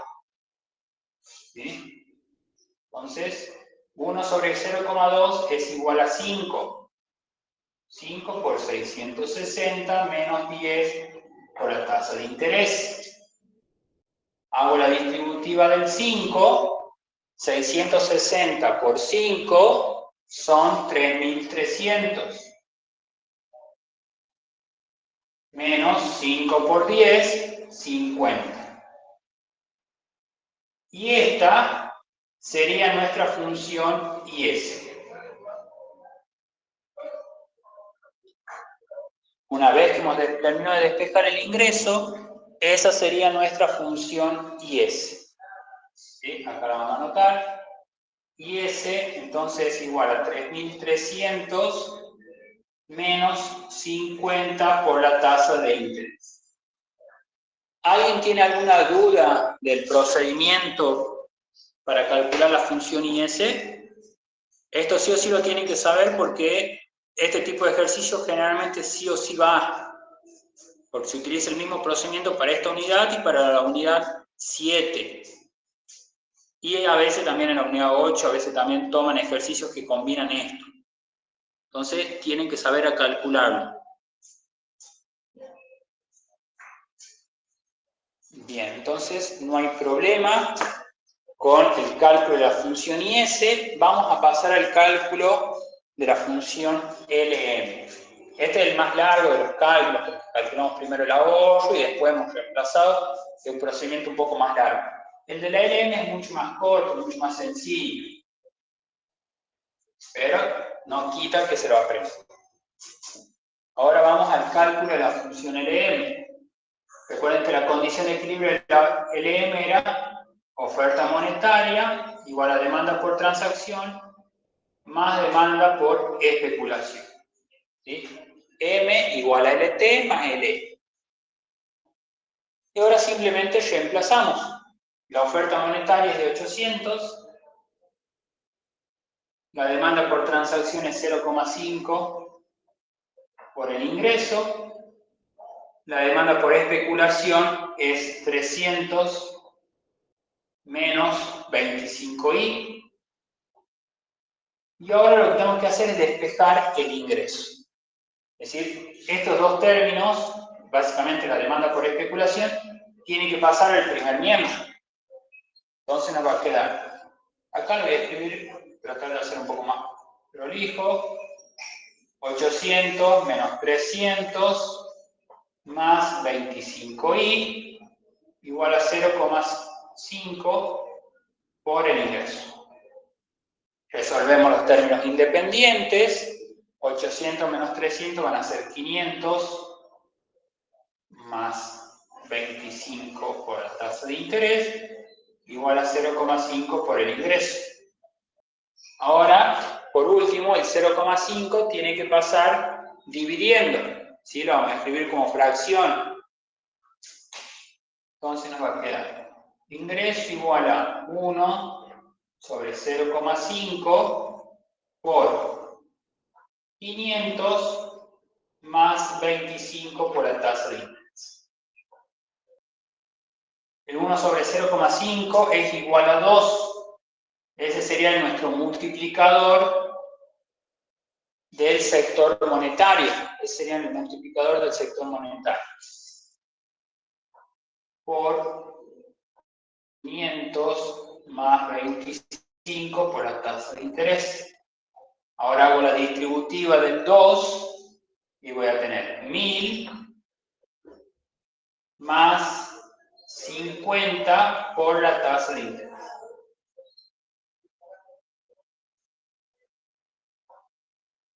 Esa va a ser entonces nuestra función L. 1000 más 50 por la tasa de interés. Como ven, el procedimiento es mucho más corto, mucho más sencillo que el de la IS. ¿Sí? Espero que con este tampoco tengan problemas para calcular. Una vez que tenemos la IS y la LM, ya hemos terminado el primer inciso, que decía calcule las funciones IS y LM. El inciso B nos dice cuál es el ingreso y la tasa de interés de equilibrio.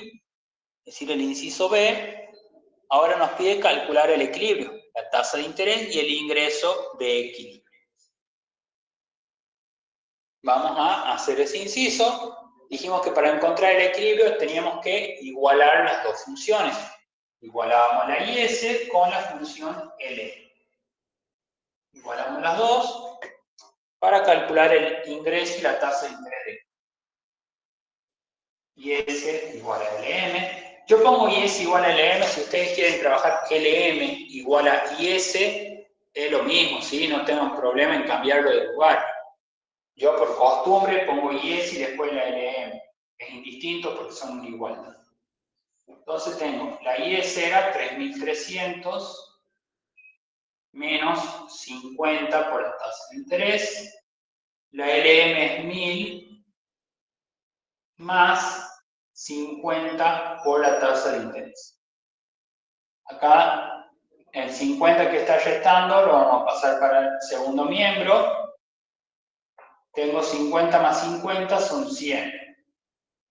100 por la tasa de interés. Los 1000 están sumando, van a pasar restando. 3300 menos 1000 van a ser 2300. Y por último, los 100 que están multiplicando la tasa de interés tienen que pasar dividiendo el primer miembro. Entonces, 2300 dividido en 100 es 23. Tenemos entonces que la primera tasa de interés de equilibrio es 23. Con esa tasa de interés verificamos el ingreso. El ingreso de equilibrio entonces va a ser, reemplazo la primera, 3300 menos 50 por 23. 3300 menos 50 por 23, 1150. Eso nos va a dar que el ingreso de equilibrio es de 2150. Lo verifico con la otra función para que veamos que nos tiene que dar lo mismo. Siempre que puedan, verifiquen para que no vaya a ser que hayan calculado mal o hayan puesto mal algún valor en la calculadora. Verifico en la segunda, que es 1000 más 50 por 23.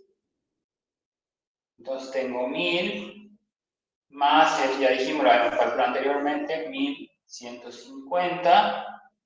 Y está bien, 1000 más 1150 son 2150. ¿Sí? Se verifican los ingresos en las ambas funciones, entonces estamos bien. La tasa de interés era 23 y el ingreso de equilibrio era 2150. ¿Sí? Con eso hemos terminado el inciso B, que nos pedía calcular el ingreso y la tasa de interés de equilibrio.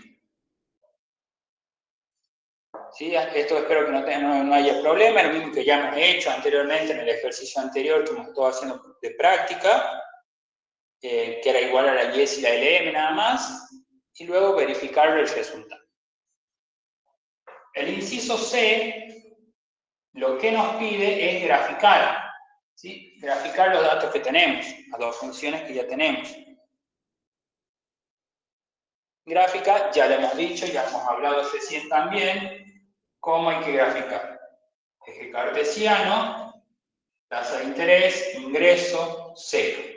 ¿Sí? Empezamos siempre con los ejes y el centro de coordenadas. Luego, ¿qué hacíamos? Marcamos los términos independientes de cada función. Yo voy a poner 1000 aquí y 3300 aquí. Marco los términos independientes de cada función y luego el punto de equilibrio, las coordenadas del equilibrio. Tengo 2150, de estar casi como por la mitad, 2150, y la tasa es 23, la voy a poner a la tasa aquí.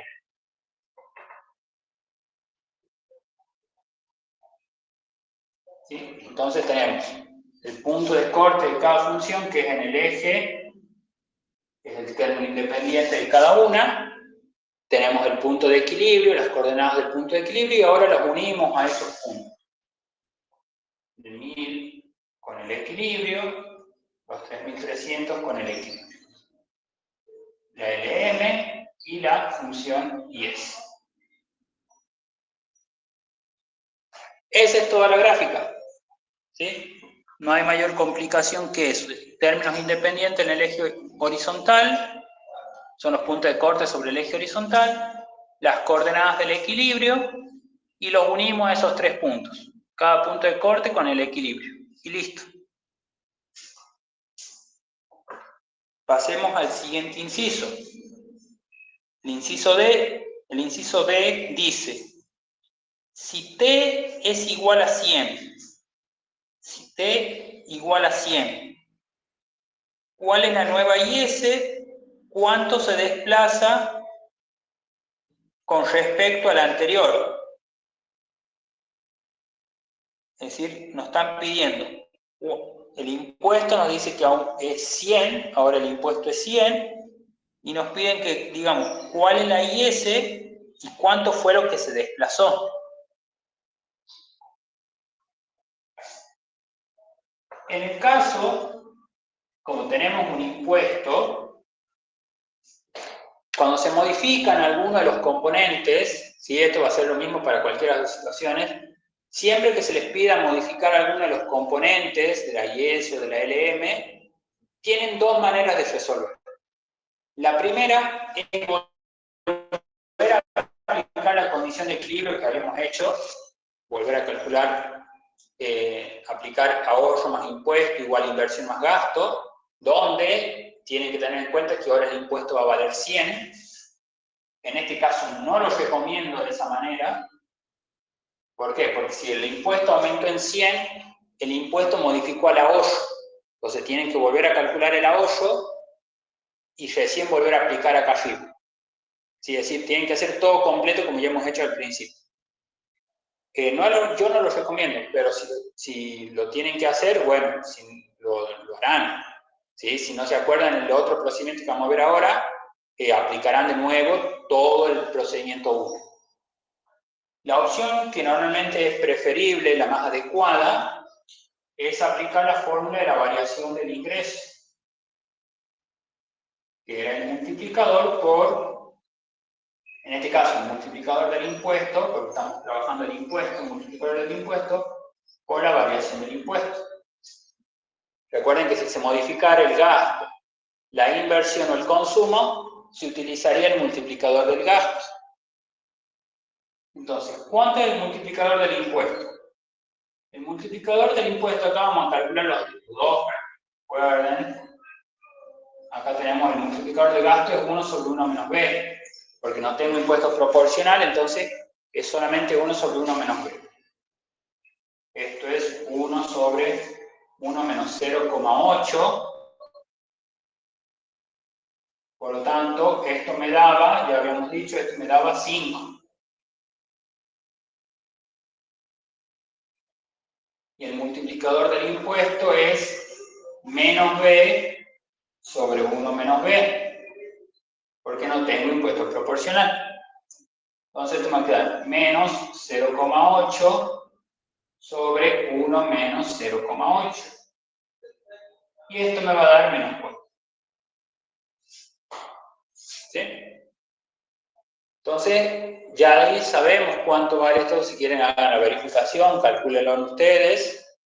¿Sí? Ahí tenemos el multiplicador del gasto, el multiplicador del impuesto. A nosotros ahora necesitamos el multiplicador del impuesto, porque lo que cambió fue el impuesto. Entonces, nuestro multiplicador del impuesto es menos 4.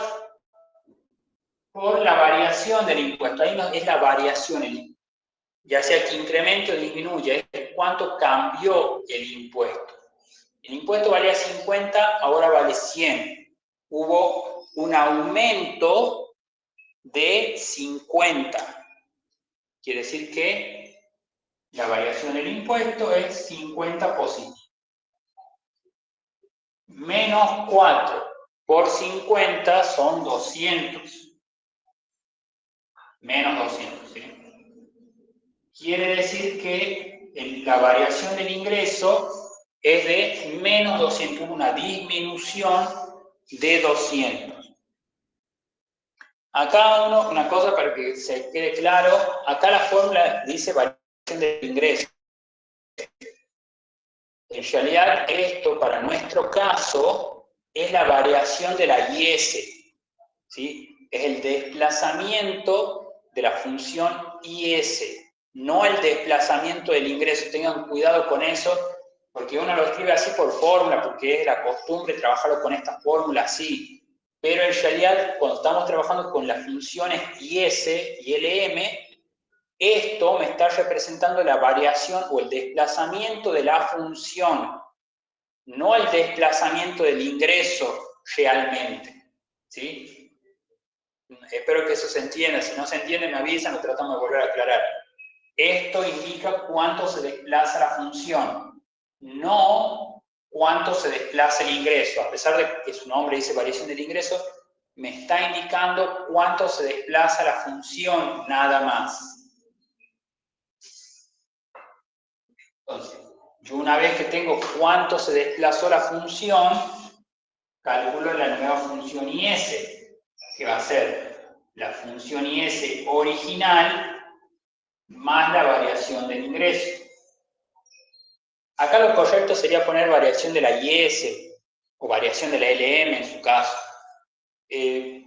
Yo creo que por defecto se utiliza la variación del ingreso únicamente porque así es la fórmula original. Si ustedes lo quieren trabajar con variación de la IS, poner incremento de IS o incremento de LM, de acuerdo a cuál de las dos es la que se modifica, creo que también es correcto, ¿sí? Habría que consultarlo a los profes en ese momento, qué notación pueden utilizar, pero no creo que hubiera mayor problema. Entonces tengo la IS original, que era 3.300 menos 50 por la tasa de interés, menos 200. 3.300 menos 200 son 3.100. 3.100 menos 50 por la tasa. Es decir, la IS disminuyó en 300, se corrió hacia la izquierda, se desplazó hacia la izquierda en 200 unidades. Eso era lo que nos pedía. ¿Cuál es la nueva función IS y cuánto se desplaza con respecto a la anterior? La nueva función IS es 3.100 menos 50i y se desplazó con respecto a la anterior en 200 unidades hacia la izquierda. ¿Sí? Este es el desplazamiento. Se desplazó en 200 hacia la izquierda, porque hubo una disminución. Y hasta ahí vamos a dejarlo porque no tendríamos tiempo de hacer el inciso que sigue. Vamos a quedar hasta acá nomás.